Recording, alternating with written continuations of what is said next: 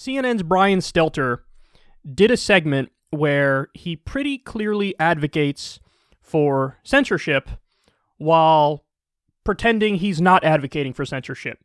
There is, up in the sky, information pollution, and the polluters are trying to deflect blame. Dishonest cries of censorship are filling Fox's airwaves with charges that these guys right here are being suppressed. The word censorship's been invoked almost 400 times on Fox this month alone, and more than 300 times on Newsmax. You know, post-insurrection, a book publisher decided that it did not want to be in business with Senator Josh Hawley, so he's been on a national TV tour claiming he's muzzled. And Tucker Carlson is telling viewers that this network, CNN, is trying to force Fox News off the air, which is patently false. It's as predictable as the sunrise. Democrats win elections, and then Republicans say they are being silenced. But while some cry cancel culture, let me suggest a different way to think about this. A harm reduction model. Most people want clean air and blue skies, and accurate news and rational views. And then in that healthy environment that looks beautiful, then we can have great fights about taxes and regulation and healthcare and all the rest. The vast majority of people can agree that disinformation about, let's say, the pandemic is unhealthy. It's harmful. So how can that harm be reduced? Well, big tech platforms say they are removing lies about vaccines and stamping out Stop the Steal BS and QAnon cult content. Now, do these private companies have too much power? Sure. And many people would say yes, of course they do. But reducing a liar's reach is not the same as censoring freedom of speech. Freedom of speech is different than freedom of reach. And algorithmic reach is part of the problem. Now, Facebook CEO Mark Zuckerberg seems to agree. Here's the headline from Politico. He's pledging to depoliticize Facebook. Zuckerberg says one of the top pieces of feedback that we're hearing from our community is that people don't want politics and fighting to take over their experience on our services.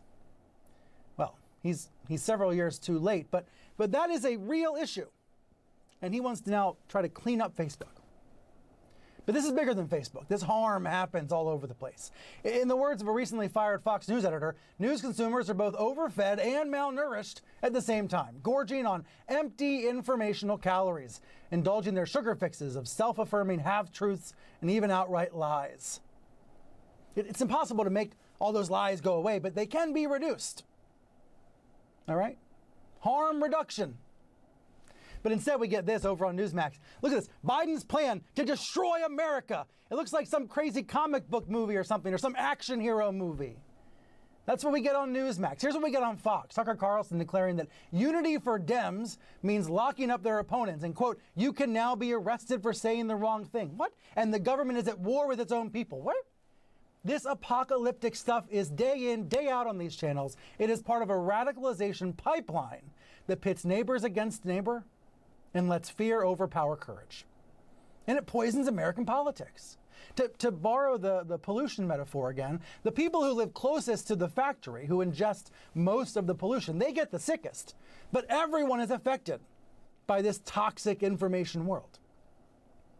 So most of the criticism of Facebook is not aimed at stopping social media, stamping it out.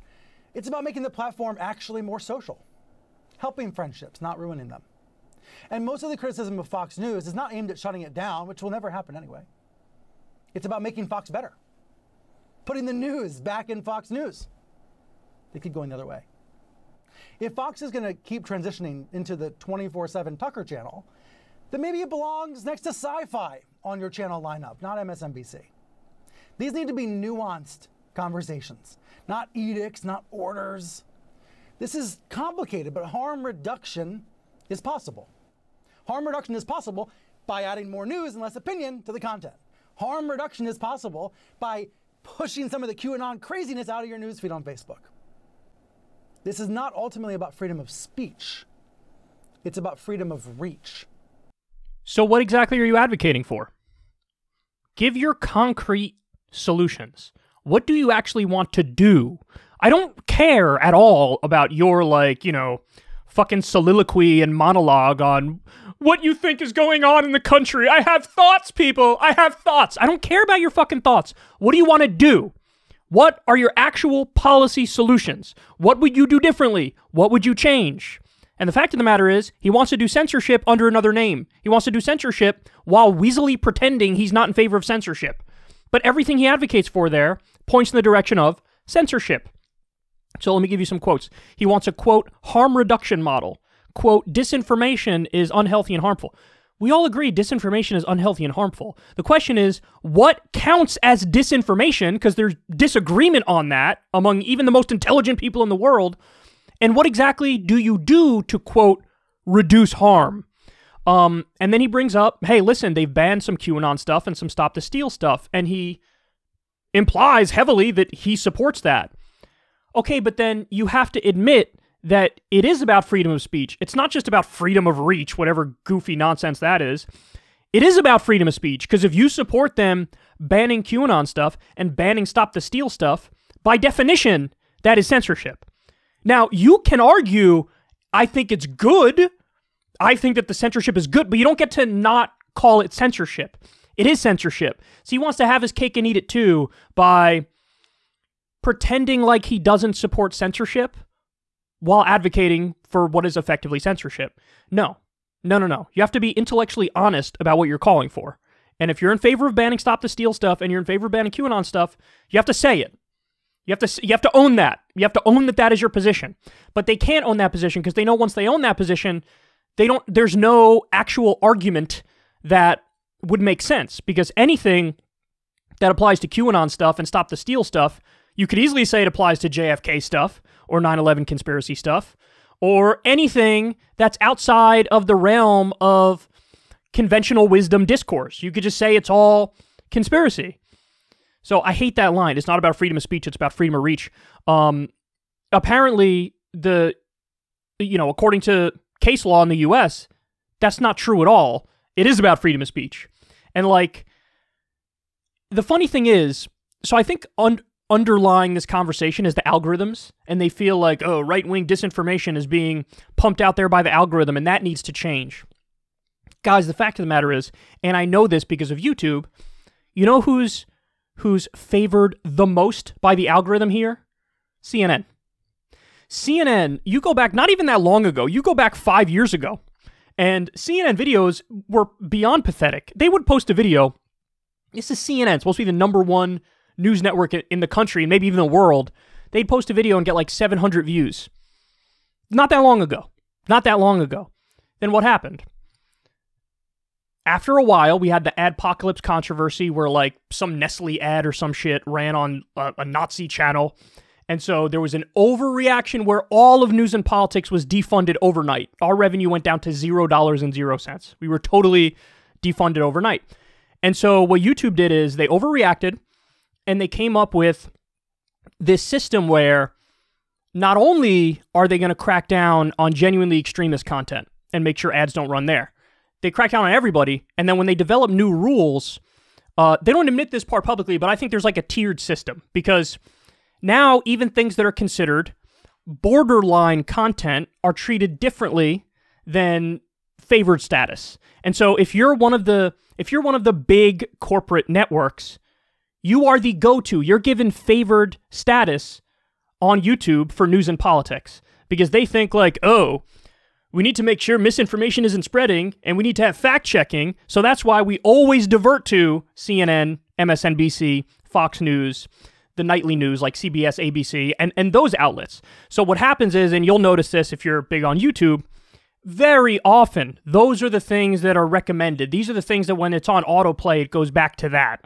Now, if you happen to be a longtime viewer of Secular Talk, yes, you'll get recommended videos of Secular Talk, and everything will appear from your perspective to be going smoothly and going fine. But the problem is they limit the new reach. So back in the day, in 2016, if you watched a political video, even if you were watching some main network, a Secular Talk video might get recommended to you next.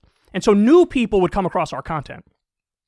The way it works now, if you're not already in the loop, it's very hard for our stuff to be recommended to you. So, it stunts the growth of the channel massively. And CNN gets force-fed to everybody. So funny enough, he's acting like the algorithm's the problem. This isn't about freedom of speech, it's about freedom of reach. The algorithm helps CNN more than anybody. Their content is not good, but now you look at it and instead of getting 700 views, it's getting 1 million views for a lot of videos. It's because it's force-fed to everybody across the country on YouTube, okay? Give me the same status you give them, and I'll lap them in a week and a half. That's overstated. I'll lap them and give me 6 months, and I'll lap them and then some. So it's kind of amazing that the network that's already on the top of the hierarchy, where they get the most favored treatment, this whole segment is like, give us even more favored treatment, and everybody who I think is propaganda and bad, derank them and have the algorithm hurt them. Then he has the nerve to say, quote, we just want to make Fox News better. Maybe the issue is it belongs next to the Sci-Fi Channel and not next to, like, other news networks. We just want to make Fox News better. No, you don't. No, you don't. No, you don't. They're direct competition to you. You want to snuff them out. Now, are they terrible? Absolutely. But so are you! I mean, the idea that, oh, well, maybe they belong next to Sci-Fi and not other news networks. Oh, yeah? Where does Rachel Maddow belong with her endless hyperventilating over Russiagate, which turned out to be total bullshit? Where does she belong? Where does she belong? That was an Alex Jones level conspiracy that she pushed for years on her show. Funny, you don't have anything to say about that. You have nothing to say about that. You know, what about CNN also was big on Russiagating? What about when Jake Tapper did his fact check of Medicare for All, where he was dead wrong and he lied about it, and he was pretending like, no, actually, it doesn't save money. Of course it does save money. It saves $5 trillion over the course of a decade. He lied about it. He was wrong. The video got obliterated, like 90% dislikes. So should Jake Tapper be pulled down? Should CNN's channel be pulled down? Should that video be pulled down? Should that be deranked in the algorithm? What about that? What about the $2,000 checks that Newsweek just had an article where they were like, oh, Biden didn't lie about it. He said $2,000 checks in the first week. He said it immediately, and now we don't have $2,000 checks. It's been the first week. Where's the question? Of course it's a lie. No, but see, the lies that cut in the direction that they like, he doesn't count them as lies. So that's just flat out dishonest. There's no other way to talk about it. That's what that is. That's dishonest. Because the fact of the matter is, if you are in favor of censorship, well then, by definition, you need to have a ministry of truth. You need to have a hierarchy. You need to have somebody who makes those decisions, or a group that makes those decisions and makes those calls as to what's allowed and what's not allowed. You're never going to get people to be perfectly objective. Everybody has their own biases. Everybody has their own opinions. Everybody has their own perceptions. And, you know, one person's conspiracy theory is another person's truth-telling. Now, yes, there are more examples of conspiracies where we all agree it's insane and extreme and it's not true, for sure. But it's a package deal. Any kind of system that bans Stop the Steal and QAnon stuff is probably also going to ban when you talk about the 2016 Democratic primary and the WikiLeaks that proved it was rigged against Bernie. But that would be considered beyond the pale and a conspiracy to the establishment. If these platforms existed in the lead up to the Iraq War, they wouldn't have banned everybody saying Saddam has weapons of mass destruction. They would have banned everybody who said he doesn't have weapons of mass destruction. And the people who said he doesn't were correct. So you see the problem here? The idea that we always get it right and we always get it right in the moment, it's utter nonsense. It's total bullshit. You can't have censorship. There is no such thing as like a little bit of censorship and when we do it, we only get it right. It's not true at all. What happens is you are an authoritarian menace once you start censoring, once you start deplatforming. And the saddest thing is, listen, you're CNN. If you really felt like, oh my God, Fox News is pushing all this terrible stuff, it's so beyond the pale, you're CNN. You could dedicate time to debunking everything they say. And if you presented it in a way that's interesting and factual, you may even be liked and get good views for it. But they're lazy. And so what do they want to do? They want to put in the cheat code and say, well, just ban them or just derank them. Just get rid of them. Get rid of Newsmax, get rid of One American News Network, or, you know, punish them. But again, they would never apply those same standards to themselves because CNN gets stuff wrong all the time. They do. They get stuff wrong all the time. And it's always the people who are the elites. It's always the establishment that gets to determine what's allowed and what's not allowed. And it's a package deal, you know, in the same way that, oh, you banned the Stop the Steal QAnon people. Well, guess what? The very next day they go after Antifa, and Antifa's gone. We covered that story here. That's what Twitter did. Go get the QAnon people off. Okay, we did that. Next is Antifa. And it's a slippery slope. We're in the middle of that slippery slope. It's not even like, hey, at some point in the future. No, it's happening right now. And it's happening on all the outlets. Chapo Trap House banned from Reddit. You have Google delisting and deranking some of the people who do the best work on imperialism, for example, like Chris Hedges. Go talk to Ben Norton, Max Blumenthal, Rania Khalek, Abby Martin, who've done superb work on a variety of issues, on U.S. imperialism, on Palestine. And that stuff is now really hard to find because it's buried on purpose, and they do it under the guise of, we're just protecting people from Russian disinformation. So, any attempt to use authority to fix these problems only makes them worse, and only makes some of the least qualified and most pathetic voices rise through the ranks. Sorry, I don't think Brian Stelter is that interesting or that insightful. But in a world that Brian Stelter creates, all the content he personally dislikes is deranked or banned, and, you know, the stuff he likes is force-fed to you. Brian, I don't agree with you. I don't think you're a poignant analyst. I think you're pretty bad at this. And so I have no interest in creating a system on the whims of Brian Stelter. So you can lie to yourself all you want and act like, I'm not in favor of censorship. I'm in favor of a harm reduction model and regulation. That's censorship. It's censorship by another name. At least have the nerve and at least have the intellectual honesty to admit it indeed is censorship. And then your argument at that point would be wrong but honest instead of wrong and dishonest, which is what it is now.